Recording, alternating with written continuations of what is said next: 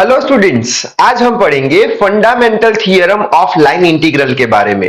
तो आज इस वीडियो में हम fundamental theorem of line integral का स्टेटमेंट देख लेंगे और साथ ही साथ एक इंपॉर्टेंट न्यूमेरिकल भी सॉल्व कर देंगे, जिससे करके fundamental theorem of line integral के सारे कंसेप्ट क्लियर हो जाए। So I hope you are ready with your pen and paper. So without wasting much time, let us start this video. तो सबसे पहले तो लाइन इंटीग्रल की बात कर देते हैं। तो लाइन इंटीग्रल का इक्वेशन हमने पढ़ के रखा है, जो कि होता है integration of F dot D R. ये तो हो गया लाइन इंटीग्रल। अब इसके फंडामेंटल थियरम की बात करते हैं। तो ये समझने के लिए सपोज करते हैं कि कोई एक कर्व हमारे पास है या कोई एक लाइन हमारे पास है, जिसका इनिशियल पॉइंट ए है और फाइनल पॉइंट सपोज कर देते हैं बी के बराबर है। अगर हम पॉइंट ए पे पोटेंशियल फंक्शन ढूंढते हैं, पोटेंशियल फंक्शन यानी एफ, और ए पॉइंट पे तो एफ ऑफ ए, और बी पे भी हम पोटेंशियल फंक्शन ढूंढ देंगे एफ ऑफ बी। ये एफ ए और एफ बी क्या हो गए? Potential function. और अगर हम फाइनल पॉइंट पे जो पोटेंशियल फंक्शन है उसे इनिशियल पॉइंट के पोटेंशियल फंक्शन से सब्ट्रैक्ट कर देते हैं, यानी F B minus F A कर देते हैं, तो उसका जो भी आंसर आएगा वो आ जाएगा हमारा लाइन इंटीग्रल का आंसर। यानी अगर हमें लाइन इंटीग्रल का आंसर फाइंड करना है तो फंडामेंटल थियरम क्या बोलता है? पहले तो फाइनल पॉइंट जो है उस पे हम पोटेंशियल फंक्शन ढूंढ देंगे, उसे माइनस करा देंगे किससे? इनिशियल पॉइंट पे जो पोटेंशियल फंक्शन है उस पे। तो ये हो गया हमारा फंडामेंटल थियरम का इक्वेशन। सो फंडामेंटल थियरम का स्टेटमेंट क्या है? If you want to find out the line integral which is F dot D R, at that time we will subtract the potential functions from final to initial. ठीक है। अच्छा, अब अगर हमें potential function ढूंढना है दोनों पॉइंट पे, तो हम क्या करेंगे? उसके लिए अलग से हमने पढ़ रखा है, तो यहां पे जल्दी से मैं बता देता हूं। तो उसके लिए अगर पोटेंशियल फंक्शन फाइंड करना है तो हमें तीन इक्वेशंस के आंसर ढूंढने होंगे। कौन सा होगा पहला इक्वेशन? पहला होगा integration of f x d x, इसका कुछ आंसर आएगा। दूसरा होगा integration of f y d y, इसका कुछ आंसर आएगा। तीसरा होगा integration of f z d z, इसका कुछ आंसर आएगा। ये जो तीन आंसर हमें मिले उसे हम क्या कर देंगे? कंपेयर कर देंगे। ये तीन आंसर को कंपेयर करने पर जो भी हमें आंसर मिलेगा फंक्शन का, उसे हम बोल देंगे पोटेंशियल फंक्शन। ठीक है। तो इस तरीके से हम पोटेंशियल फंक्शन ढूंढ सकते हैं। लेकिन पोटेंशियल फंक्शन हम कब ढूंढ सकते हैं? तभी ढूंढ सकते हैं कि जब जो न्यूमेरिकल में हमें वेक्टर फील्ड दी हुई हो, वो फील्ड हमेशा कंजर्वेटिव होनी चाहिए।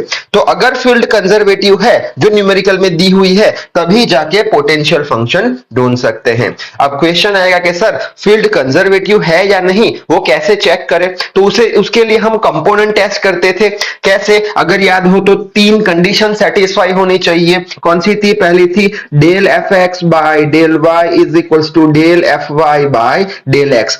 दूसरी कंडीशन थी del f y by del z is equals to del f z by del y, और आखिरी कंडीशन थी del f z by del x is equals to del f x by del z. अगर ये तीन condition satisfy होती है तभी हम बोलेंगे कि जो फील्ड दी हुई है वो कंजर्वेटिव है। अगर कंजर्वेटिव फील्ड है तो हम उसका पोटेंशियल फंक्शन ढूंढेंगे, रिजल्ट कंपेयर कराएंगे, फिर f B minus F A कर देंगे, जिसका आंसर इसके बराबर हो जाएगा।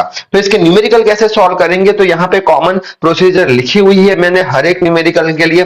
सबसे पहले क्या करो, ये जो थियरम है हमारा फंडामेंटल थियरम, वो यहां पे लिख दो f dot D r f B minus F a. हमें क्या करना है? इसका आंसर फाइंड करना है, एफ डॉट डी आर का आंसर फाइंड करना है। तो स्टार्ट कैसे करें? सबसे पहले तो जो फील्ड दी हुई है वो कंजर्वेटिव है या नहीं वो चेक करेंगे। कैसे चेक करेंगे? ये 1 2 3 ये तीन कंडीशन सेटिस्फाई होने चाहिए। अगर तीन कंडीशन सेटिस्फाई हो गई तब जाके ये कंजर्वेटिव फील्ड बन गई, तब जाके हम पोटेंशियल फंक्शन ढूंढेंगे। कैसे? ये 1 2 3 जो इक्वेशन यहां पे लिखे थे, ये तीनों का आंसर कुछ आएगा। आंसर को क्या कराएंगे? कंपेयर कराएंगे। कंपेयर कराने पर हमें पोटेंशियल फंक्शन मिल जाएगा। तो बी पॉइंट पे पोटेंशियल फंक्शन माइनस ए पॉइंट पे पोटेंशियल फंक्शन करते हैं तो एफ डॉट डी आर यानी इसका आंसर हमें मिल जाएगा। अब न्यूमेरिकल ले लेते हैं तो और अच्छे से समझ में आएगा। तो न्यूमेरिकल है evaluate integration over c two x plus yz dx plus xz dy plus yx dz, where c is the straight line segment from 0, 0, 0 to 1, 2, -1। ठीक है, तो यहाँ पे एक्चुअल में दिया क्या है, तो कोई एक कर्व दिया है जो कि है स्ट्रेट लाइन। स्ट्रेट लाइन के लिए हमें इनिशियल पॉइंट दिया है, फाइनल पॉइंट दिया है। ठीक है, तो हम क्या करने वाले हैं, हम ये जो फाइनल पॉइंट है उस पे हम पोटेंशियल फंक्शन ढूंढेंगे जिसे हम एफ बी बोल देंगे। ये इनिशियल पॉइंट है, वहां पे हम पोटेंशियल फंक्शन ढूंढेंगे जिसे एफ ए बोल देंगे।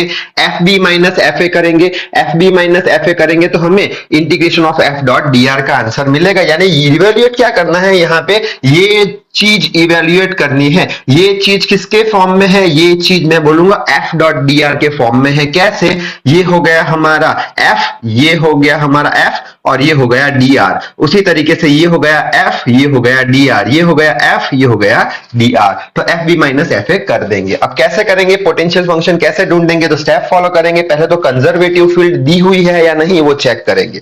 अच्छा, तो कैसे चेक करें, तो उसके लिए एफ एक्स, एफ वाई और एफ जेड चाहिए। तो यहाँ कॉर्नर पे मैं लिख लेता हूं, एफ एक्स का वैल्यू किसके बराबर होगा, एफ एक्स यानी डी एक्स वाली term 2x plus y z. तो लिख लेते हैं 2x प्लस वाई जेड। उसी तरीके से एफ वाई की बात करें तो ये रहा f y x z. F z की बात करें तो ये रहा वाई एक्स। ठीक है, अब तीन कंडीशन सेटिस्फाई होती है नहीं, चेक कर लेते हैं। फर्स्ट कंडीशन वहां से लेते हैं, del f x by del y is equals to del f y by del x. तो इसको हम लिखेंगे del of del y. F x का कितना वैल्यू है, 2x plus y z, 2x plus y z which is equals to del by del x of f y का value कितना है, एक्स जेड के बराबर। ठीक है, अब ये टर्म का differentiation with respect to y करेंगे। तो विथ रिस्पेक्ट टू वाई है तो x तो कांस्टेंट, y के लिए x कांस्टेंट, कांस्टेंट का डिफरेंशिएशन हो जाएगा 0 प्लस आगे बढ़ते हैं, विथ रिस्पेक्ट टू y है, y के लिए z वाली टर्म कांस्टेंट, तो z वाली टर्म एज इट इज लिख लो। और विथ रिस्पेक्ट टू y का differentiation 1 which is equals to, with respect to x कराएंगे, x के लिए z वाली टर्म कांस्टेंट, x का differentiation with respect to x 1 हो जाएगा। सो z बराबर z, यानी फर्स्ट कंडीशन तो सेटिस्फाई हो चुकी है। अब सेकंड कंडीशन की बात करते हैं, वो है del f y by del z is equals to del f z by del y. So del by del z of f y की वैल्यू कितनी है, x z which is equals to del by del y f z की value कितनी है, y x. ठीक है, अब with respect to z कराना है। सो z के लिए x वाली टर्म कांस्टेंट, तो x as it is, z का differentiation with respect to z 1 हो जाएगा which is equals to, with respect to y कराना है, y के लिए x वाली टर्म कांस्टेंट, तो constant term as it is, y का डिफरेंशिएशन विथ y कितना हो जाएगा 1। सो x ही आंसर आएगा। दूसरी कंडीशन भी सेटिस्फाई हो गई। अब तीसरी कंडीशन ले लेते हैं। तीसरी कंडीशन हमारी यहां से लेते हैं, del f z by del x is equals to del f x by del z। So del by del x of f z कितना है, वाई एक्स के बराबर, और del by del z of f x कितना, ये है 2x plus y z. अच्छा, with respect to x करेंगे, x के लिए y कांस्टेंट, x का x के रिस्पेक्ट में डिफरेंशिएशन 1, ठीक, विच इज इक्वल्स टू, इसको विथ रिस्पेक्ट टू z करेंगे, z के लिए x कांस्टेंट, कांस्टेंट का differentiation 0 plus with respect to z y term constant, with respect to z z का differentiation 1। So y is equals to y, यानी third condition भी satisfy हो गई, यानी सारी कंडीशन सेटिस्फाई हो रही है। तो हम बोल देंगे जो भी फील्ड दी हुई है वो कैसी है, कंजर्वेटिव है। अगर फील्ड कंजर्वेटिव है तभी जाके हम उसका पोटेंशियल फंक्शन फाइंड करेंगे। तो अब ये स्टेप पे आ जाते हैं। पोटेंशियल फंक्शन फाइंड करने के लिए ये तीन आंसर हमें चाहिए, तो कैसे ढूंढेंगे, तो यहां से शुरुआत कर देते हैं। पोटेंशियल फंक्शन ढूंढना है तो फर्स्ट इक्वेशन है integration of f x dot d x. So integration of f x की वैल्यू वो रही, कितनी है, 2x plus y z, 2x plus y z और साथ में dx। ठीक है, अब इंटीग्रेट कराना है विथ रिस्पेक्ट टू x, तो इसका क्या हो जाएगा, ये 2 तो कांस्टेंट बाहर निकाल देते हैं, x का क्या हो जाएगा with respect to x, integration x square by 2 plus with respect to x कराना है तो yz तो कांस्टेंट, तो इंटीग्रेशन के बाहर निकाल दो, बचा क्या 1, 1 का integration with respect to x कितना हो जाएगा, x हो जाएगा। ये 2 से 2 कैंसिल, सो x स्क्वायर प्लस यहाँ पे मैं x y z लिख लेता हूं। तो ये हमें आंसर मिल चुका है। आगे बढ़ते हैं, सेकंड देख लेते हैं आंसर। इंटीग्रेशन ऑफ कौन सा है, यहां पे लिखा है f y dot d y. So integration of f y का वैल्यू कितना, एक्स जेड के बराबर और साथ में डी वाई। अब विथ रिस्पेक्ट टू वाई कराना है, वाई के लिए एक्स और जेड टर्म कांस्टेंट, इंटीग्रेशन के बाहर निकाल दो, बचा क्या, इंटीग्रेशन के अंदर वन, वन का इंटीग्रेशन कितना होगा with respect to y, y होगा। तो मैं लिख लेता हूं इसे एक्स वाई जेड। तो ये हमारा आंसर नंबर 2। आखिरी आंसर ढूंढ लेते हैं, integration of f z dot d z. So integration of f z की वैल्यू कितनी है, एफ जेड वाई एक्स के बराबर, y x d z. With respect to z कराना है तो वाई और एक्स जेड के लिए कांस्टेंट, इंटीग्रेशन के बाहर निकाल लो, इंटीग्रेशन के अंदर वन बचा, वन का इंटीग्रेशन कितना होगा with respect to z, z हो जाएगा। तो इसे मैं रीअरेंज कर देता हूं, एक्स वाई जेड। ये आंसर नंबर 3 हो गया। अब हमें तो क्या करना है, हमें तो ये तीनों आंसर को क्या करना है, कंपेयर करना है। उसपे से हमें क्या मिलेगा, पोटेंशियल फंक्शन मिलेगा। तो तीनों को कंपेयर करते हैं, तो कंपेयर करने पर क्या बनेगा, हमें यहां पे देख लेते हैं। जो पोटेंशियल फंक्शन f है उसका वैल्यू इज इक्वल्स टू, पहला ये हो गया तो ये लिख लेते हैं एक्स स्क्वायर प्लस ये हो गया एक्स वाई जेड। बाद में वापस से एक्स वाई जेड रिपीट हो रही है, तो हमें याद है कि अगर टर्म रिपीट होती है तो वो रिपीटेड टर्म को सिर्फ और सिर्फ एक ही बार लिखना है। तो एक बार तो एक्स वाई जेड आ गया, वापस से एक्स वाई जेड आया, वापस से रिपीट हुआ, लेकिन रिपीटेड टर्म हमेशा एक ही बार हम लिखते हैं जब भी पोटेंशियल फंक्शन फाइंड करते हैं तब।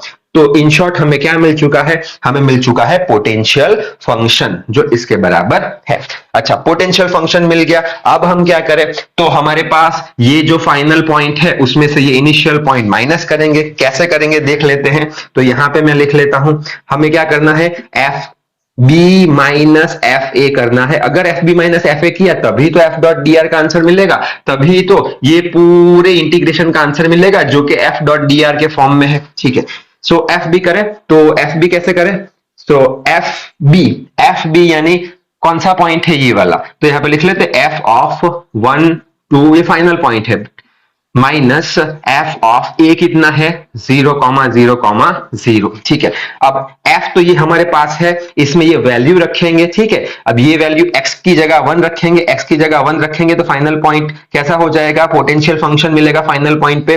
तो एक्स की जगह 1 रखो तो 1 का स्क्वायर, ठीक है, प्लस साइन है, एक्स की जगह 1 रखो, वाई की जगह 2 रखो, z की जगह -1 रखो। ठीक है, तो ये हो गया हमारा क्या, फाइनल पॉइंट का पोटेंशियल फंक्शन। माइनस उसी तरीके से इनिशियल पॉइंट का पोटेंशियल फंक्शन रखेंगे, 0 0 ही रखना है इसमें। तो x की जगह कितना रख दो 0, प्लस x की जगह 0 ये रहा, फिर y की जगह 0, z की जगह 0। ठीक है, तो यहां पे क्या मिल जाएगा हमें, 1 का स्क्वायर 1, ये 2 1 2, -2, ये -2 आ गया, और ये माइनस पूरा कितना हो जाएगा 0 आ जाएगा। तो 1 - 2 कितना, -1। तो ये -1 जो हमें आंसर मिला वो -1 आंसर किसका, किसके बराबर है, f डॉट डी आर के बराबर है। तो ये f है, ये dr है, f है dr है, f है dr है। तो ये पूरे जो न्यूमेरिकल है उसका आंसर कितना आ जाएगा, -1 आ जाएगा। कैसे किया, fb माइनस fa करके हमने किया। जो fb माइनस fa का आंसर है वही इसका आंसर होगा, वही इसका आंसर होगा। तो ये फाइनल आंसर आ गया हमारा -1। आई होप ये न्यूमेरिकल आपको अच्छे से क्लियर हो गया होगा। ज्यादा से ज्यादा न्यूमेरिकल प्रैक्टिस करना। तो इस वीडियो में बस इतना ही। So till then read hard, work hard. Thank you very much.